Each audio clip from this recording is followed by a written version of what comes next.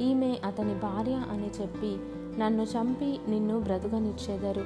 నీ వలన నాకు మేలు కలుగునట్లును నిన్ను బట్టి నేను బ్రతుకున్నట్లును నీవు నా సహోదరివని దయచేసి చెప్పుమనెను. అబ్రాము ఐగుప్తులో చేరినప్పుడు ఐగుప్తీయులు ఆ స్త్రీ మిక్కిలి సౌందర్యవతి అయి ఉండుట చూచిరి. ఫరో యొక్క అధిపతులు ఆమెను చూచి ఫరో ఎదుట ఆమెను పొగడిరి గనుక ఆ స్త్రీ ఫరో ఇంటికి తేబడెను.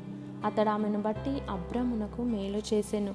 అందువలన అతనికి గొర్రెలు, గొడ్లు, మగగాడిదలు, దాసులు, పనికత్తెలు, ఆడుగాడిదలు, ఒంటెలు ఇయ్యబడెను.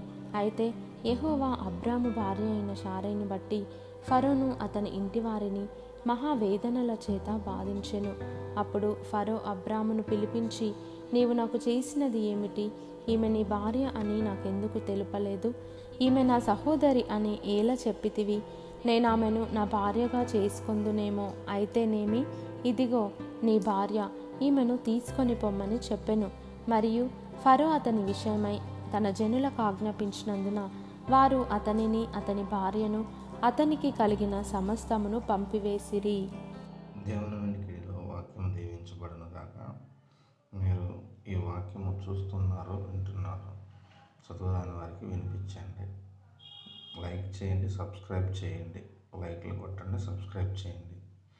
దేవుని వెనుకలో ఈ వాక్యం చూసిన వారు, వినిన వారు ఆశీర్వదించబడును గాక. వారి కుటుంబం యేసుక్రీస్తు నామములో దీవించబడును గాక. ఆమేన్.